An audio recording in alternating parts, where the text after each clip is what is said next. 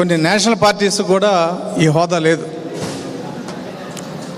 మరి ఎన్టీ రామారావు గారు మరణం తర్వాత తెలుగుదేశం పార్టీ పరిస్థితి ఏంటి అనేది ఆ రోజున కొంత ఇబ్బంది పడ్డా చంద్రబాబు నాయుడు గారి నాయకత్వంలో మరి తెలుగుదేశం పార్టీని ఒక బ్రాండ్గా, ఎందుకంటే మొన్న చంద్రబాబు నాయుడు గారిని జైల్లో పెట్టినప్పుడు 170 దేశాల్లో ఎక్కడైతే తెలుగువారు ఉన్నారో అక్కడ అందరూ కూడా చంద్రబాబు నాయుడు గారి గురించి తెలుగుదేశం పార్టీ అభిమానులంతా కూడా చేసిన ఆ ఉద్యమం అనండి, నిరసన అనండి, ప్రపంచంలో ఒక రికార్డు అది. నెల్సన్ మండేలా కానీ లేదంటే ఇంకా ఇంటర్నేషనల్ లీడర్స్ ఎవరున్నా కూడా ఆ రకమైన గౌరవం అనేది ప్రపంచంలో ఏ నాయకుడికి రాలేదు. అటువంటి స్థాయికి వచ్చిన చంద్రబాబు నాయుడు గారు ఈ రోజున పార్టీని ఇవాళ I proudly say is the CM designate to Andhra Pradesh.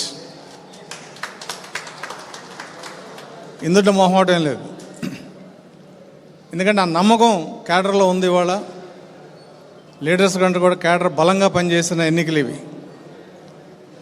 ఖచ్చితంగా తెలుగుదేశం గెలిపించాలని ఒక బలమైన నినాదంతో మరి ఎన్నికలు జరిగినాయి.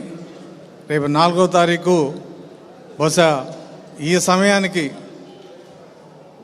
ఈ తెరలన్నీ కూడా పోతాయి.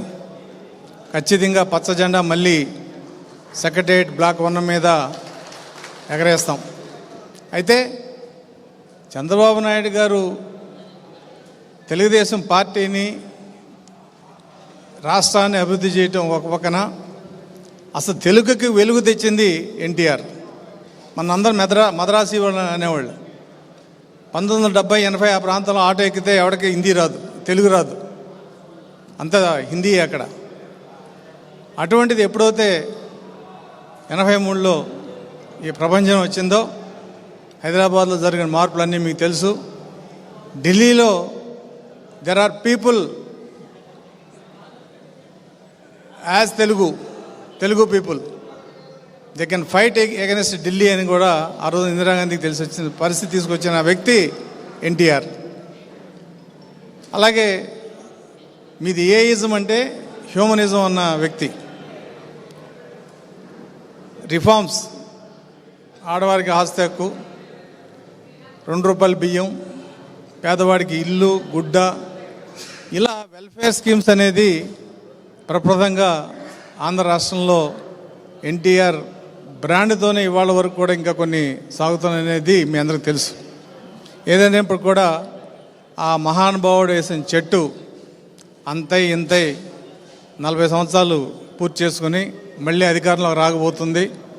ఆయన ఆశీర్వాద బలం, ఆయన పెట్టిన ముహూర్తం యొక్క గొప్పతనం, ఈ పార్టీని ఈ స్థాయికి తీసుకొచ్చిన కార్యకర్తలు, నాయకుడు చంద్రబాబు నాయుడు గారు అందరికి కూడా ఈ సందర్భంగా అభినందన తెలియజేస్తూ, మరి ముందుగా వక్తలు మన పార్టీ లీడర్స్ చాలామంది ఉన్నారు కాబట్టి సమయం ఎక్కువ తీసుకోకుండా వారి సందేశాన్ని వాళ్ళని కోరుతూ ముందుగా దేవినేని ఉమామహేశ్వరరావు గారిని మాట్లాడాల్సిందిగా కోరుతున్నాను.